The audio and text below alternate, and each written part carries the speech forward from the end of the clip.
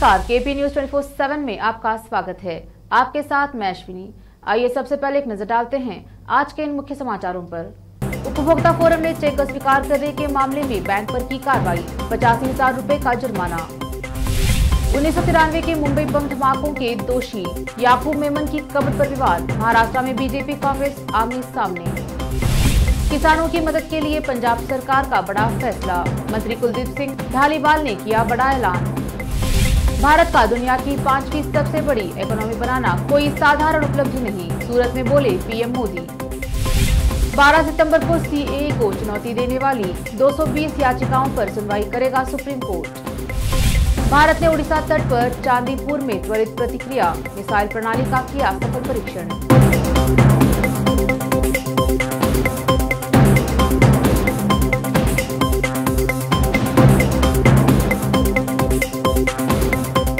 अब समाचार विस्तार से। एसबीआई पर नंबर नहीं पहचानते हुए चेक बाउंस करने के मामले में कार्रवाई की गई है।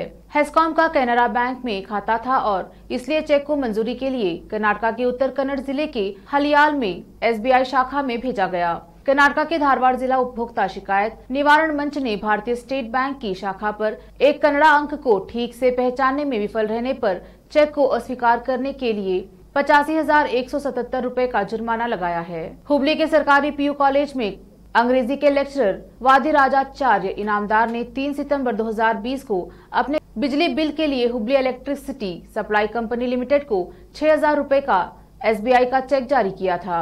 हेस्कॉम का कैनरा बैंक में खाता था और इसलिए चेक को मंजूरी के लिए कर्नाटक के उत्तर कन्नड़ जिले के हलियाल में एसबीआई शाखा में भेज दिया गया था। चेक पर अंक समेत सभी जानकारी कन्नड़ा में भरी गई थी। हालियाल में एसबीआई शाखा ने चेक पर लिखे कन्नड़ा अंक 9 को 6 समझकर चेक को अस्वीकार कर दिया, जबकि अंक 9 सितंबर माह को दर्शाता है, लेकिन बैंक ने इसे जून समझ लिया, जिसके बाद इनामदार ने अपनी शिकायत के साथ उपभोक्ता फोरम का दरवाजा खटखटाया।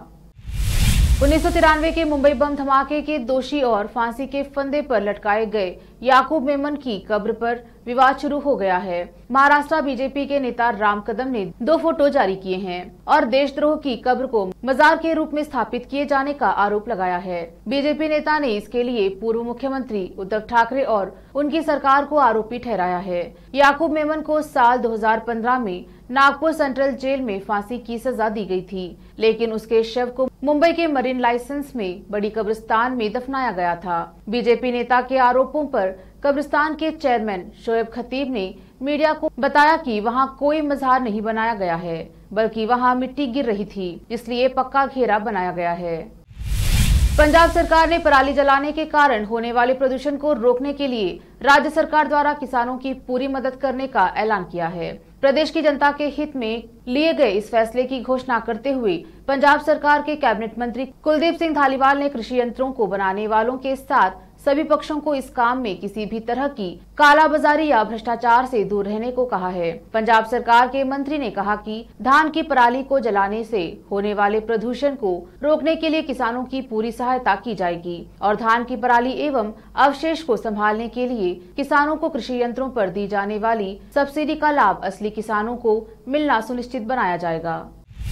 प्रधानमंत्री नरेंद्र मोदी ने बृहस्पतिवार को कहा कि भारत दुनिया की 5वीं सबसे बड़ी अर्थव्यवस्था बन गया है। यह कोई साधारण उपलब्धि नहीं है। मोदी ने गुजरात में सूरत के ओलपाड़ इलाके में आयोजित एक चिकित्सा शिविर में मौजूद लोगों को संबोधित करते हुए कहा, हमें इस उत्साह को बनाए रखने की जरूरत है। इस मौके पर विभिन्न सरकारी योजनाओं के लाभार्थी भी मौजूद थे। प्रधानमंत्री ने कहा, हाल ही में भारत दुनिया की 5वीं सबसे बड़ी अर्थव्यवस्था बन गया है। इस उपलब्धि ने हमें वर्तमान अमृत काल में और अधिक मेहनत करने तथा बड़े लक्ष्यों को हासिल करने का भरोसा दिया है। यह उपलब्धि सामान्य नहीं है। हर भारतीय इस पर गर्व महसूस कर रहा है। हमें इस उत्साह को बनाए रखने की जरूरत है। सुप्रीम कोर्ट नागरिकता संशोधन कानून सीएए 2019 को चुनौती देने वाली याचिकाओं पर सुनवाई करेगा। कोर्ट ने इन याचिकाओं पर सुनवाई करने के लिए सोमवार 12 सितंबर की तारीख तय की है। इस मामले में भारत के मुख्य न्यायाधीश यूयू ललित और जस्टिस रविंद्र भट्ट के नेतृत्व वाली बेंच सुनवाई करेगी। इस मामले को लेकर 220 याचिकाओं पर सुनवाई होने वाली है। यह मामला पिछले काफी लंबे समय से लंबित था। इस कानून के खिलाफ देश में बड़े स्तर पर प्रदर्शन हुए थे। 15 दिसंबर 2019 से शाहीन बाग में विरोध प्रदर्शन शुरू हुआ था, जो करीब 100 दिनों तक चला था। प्रदर्शनकारियों का मानना था कि इस कानून में मुस्लिम समुदाय का जिक्र नहीं होने को लेकर इस समुदाय के लोगों का मानना है कि उसका उनके खिलाफ दुरुपयोग किया जा सकता है। प्रदर्शन के दौरान इसको लेकर दिल्ली में हिंसा भी हुई थी, जिसमें करीब 54 लोगों की मौत हो गई थी। हरियाणा के आदमपुर में मेक इंडिया नंबर 1 कार्यक्रम की शुरुआत करते हुए सीएम अरविंद केजरीवाल ने कहा कि आदमपुर आकर बहुत अच्छा लग रहा है। यहाँ हमारे कई रिश्तेदार हैं। मेरी चाची आदमपुर की हैं। मेरे एक भाई का आदमपुर में ब्याह हुआ है। हिसार में पढ़ाई लिखाई की। पढ़ाई में अच्छा था। मैं कभी नहीं सोचा था कि भगवान इस पोजीशन पर पहुंचा देगा। भगवान जिंदगी को कहीं भी ले जाता है। हिसार से IIT गया और फिर दिल्ली मेरी कर्म भूमि बनी। मैं जहाँ भी गया मैंने हरियाणा का सिर झुकने नहीं दिया। दिल्ली के स्कूल शानदार कर दिए। सब कहते हैं हरियाणा का छोरा है। इन स्कूलों की चर्चा पूरी दुनिया में हो रही है। पूर्व अमेरिकी राष्ट्रपति डोनाल्ड ट्रंप की पत्नी मिलेनिया ट्रंप बोली, मैं तो केजरीवाल के स्कूल देखने जाऊंगी। मैंने बहुत सुना है। बड़ी बात है भाई साहब। वैसे तो पूरे देश का सीना चौड़ा हो गया है, लेकिन हरियाणा का सीना चौड़ा हो गया कि हरियाणा के लड़के ने स्कूल सुधार दिए। लेते हैं छोटा सा ब्रेक, जल्द लौटेंगे ब्रेक के बाद। हिंदुस्तान के हर कोने में हम हैं मौजूद। 24 घंटे हालात पर गहरी नजर, खबरों से जुड़े चुपते सवालात, और आपको दिखाता है धार्मिक, सामाजिक, राजनीतिक, लोकल और इंटरनेशनल न्यूज की सबसे बेहतर कवरेज, जो आपको रखती है हर पल बाखबर। देश और दुनिया भर की खबर के लिए देखते रहें KP News 24/7। नूर एजुकेशन ट्रस्ट बीदर की ओर से चलाए जाने वाला नूर M.Ed and B.Ed college Bidar, recognized by NCTE Delhi and affiliated to Gulbarga University, Gulbarga. Admission are open for the academic year 2021-22। विशेषज्ञ और सक्षम शिक्षकों द्वारा शिक्षा प्राप्त करने के लिए नूर M.Ed and B.Ed कॉलेज में दाखिला लें और शांत वातावरण में शिक्षा प्राप्त करें। बीदर शहर में बेहतर शिक्षा का एकमात्र केंद्र Noor M.Ed and B.Ed college, Shahpur gate, Bidar. Phone numbers 9945283920, 8482221297। घर, दुकान और ऑफिस कितना भी सुंदर बनाया जाए और हर तरह से उन्हें सजाया जाए, अगर फर्नीचर ना हो तो सब अधूरा सा लगता है। और अच्छा फर्नीचर घर, दुकान और ऑफिस को चार चांद लगाता है और देखने वालों में शान बढ़ाता है। और जब घर इतना सुंदर बनाया जाता है तो उसमें बेहतर और सुंदर फर्नीचर का भी उपयोग जरूरी है।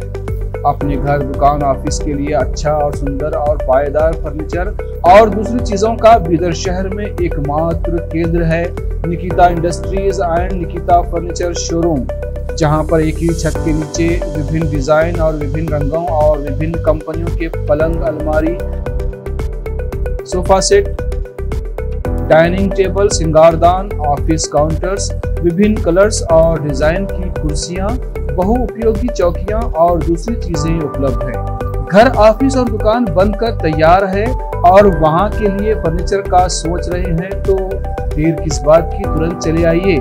Nikita industries and Nikita furniture showroom, shed number C1, industrial estate, Gandhiganj, Bidar. अधिक जानकारी के लिए शोरूम के मालिक जयराज खंडे से इन नंबर्स पर संपर्क करें।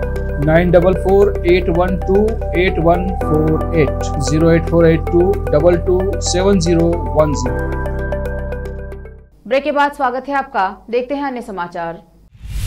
केरल में करीब 2 साल बाद लोगों ने ओणम का त्योहार पूरे जोश व उल्लास के साथ मनाया। कोविड-19 वैश्विक महामारी के कारण लगी तमाम पाबंदियों के कारण पिछले 2 साल में त्योहार के रंग फीके पड़ गए थे। इससे पहले 2018 और 2019 में भी राज्य के कुछ हिस्सों में आई विनाशकारी बाढ़ से ओणम उतने उत्साह से नहीं मनाया गया था। इस साल हालांकि राज्य भर में लोगों में ओणम को लेकर उत्साह दिखा। लोगों ने इस साल घर की 4 दीवारी से बाहर निकलकर अपने रिश्तेदारों और दोस्तों के साथ त्योहार का जश्न मनाया। इस दक्षिणी राज्य में लोगों ने घरों को सजाया, रंगों तथा फलों से रंगोली बनाई। परिवार के सदस्यों ने एक दूसरे को ओन्नकोडी नए कपड़े भेंट किए और केले के चिप्स सहित केरल के खास व्यंजन तैयार किए गए। गांव में लोगों ने अपने घरों के आंगन में ऊंचे झूले भी लगाए। ओणम केरल का प्रमुख वार्षिक त्योहार है। यह मलयालम कैलेंडर में चिंगम मास की थिरुवोणम तिथि पर पड़ता है। यह पर्व केरल में फसल की कटाई से जुड़ा है। पौराणिक कथाओं के अनुसार केरल पर कभी एक उदार असुर राजा महाबली का शासन था। उसके शासन काल में सभी समान थे और छल कपट और चोरी की कोई घटनाएं नहीं होती थी। रामपुर के मसवासी में प्रशासन की टीम को देखकर भागे रेता बुग्गी चालक की कोसी नदी में डूबकर मौत हो गई। घटना की सूचना से परिजनों में कोहराम मच गया। मौके पर पहुंची पुलिस ने मृतक के शव को कब्जे में लेकर पोस्टमार्टम के लिए जिला अस्पताल भिजवाया। मृतक के भाई की ओर से पुलिस को तहरीर दी गई है, लेकिन अभी रिपोर्ट दर्ज नहीं हो सकी। घटना धड़ियाल क्षेत्र के गांव अकबराबाद की है। यहां का निवासी फरीद खान पुत्र अशफाक खान रेता बुग्गी चलाकर अपने परिवार का पालन पोषण करता था।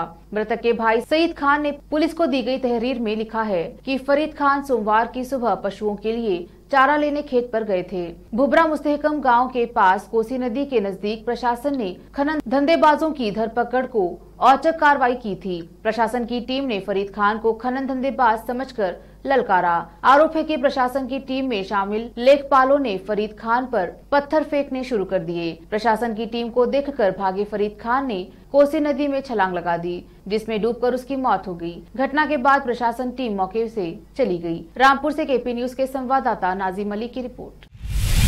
भारत ने ओडिशा तट पर चांदीपुर में एकीकृत परीक्षण रेंज से सतह से हवा में मार करने वाली त्वरित प्रतिक्रिया मिसाइल प्रणाली का परीक्षण सफलतापूर्वक पूरा किया है। रक्षा अनुसंधान एवं विकास संगठन ने बृहस्पतिवार को बताया कि इस मिसाइल प्रणाली के 6 परीक्षण सफलतापूर्वक किए गए हैं। उसने कहा है कि विभिन्न परिदृश्यों के तहत हथियार प्रणालियों की क्षमता का मूल्यांकन करने के लिए विभिन्न प्रकार के खतरों को प्रतिरूपित करते हुए उच्च गति वाले हवाई लक्ष्यों के खिलाफ उड़ान परीक्षण किए गए थे। वर्ल्ड रिकॉर्ड दर्ज कराना लोगों का सपना होता है। लोग अपने इस सपने को पूरा करने के लिए क्या कुछ नहीं करते हैं। केरल के कोट्टायम जिले की रहने वाली रोहाना शाहजहां ने भी एक ऐसा ही सपना देखा। उन्होंने न सिर्फ यह सपना देखा बल्कि पूरे जी जान से उसे पूरा करने में जुट गई। 25 वर्षीय कोट्टायम निवासी रहे रोहाना शाहजहां ने कुछ ऐसा कर दिखाया है जिसके बारे में जानकर आप भी हैरान रह जाएंगे। जहां लोग अपने पूरे जीवन काल में 1 या 2 सर्टिफिकेट हासिल कर पाते हैं, वही केरल की रोहाना ने 81 सर्टिफिकेट हासिल किए हैं। अगर आप सिर्फ यह जानकर ही दंग रह गए हैं तो पूरी खबर सुनकर तो शायद आपको यकीन ही न हो। जी हाँ, सबको हैरत में डालने वाला कुछ ऐसा ही कर दिखाया है केरल की इस लड़की ने। रेहाना ने ये 81 ऑनलाइन सर्टिफिकेट सिर्फ 24 घंटे में हासिल किए हैं।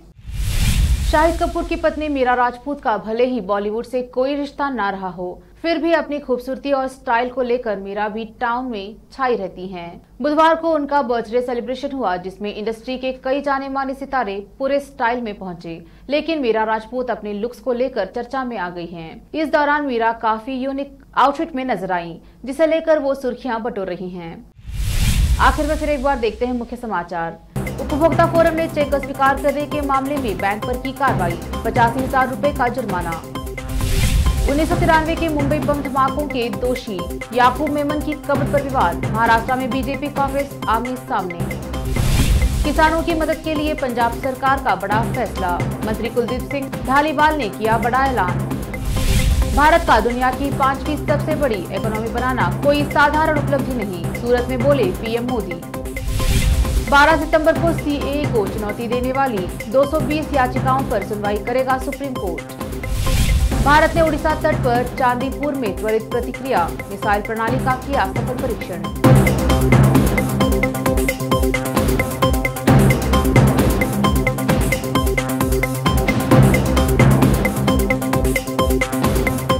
केपी न्यूज में अब तक के लिए इतना ही। अन्य समाचारों के लिए देखते रहिए केपी न्यूज 24/7। धन्यवाद।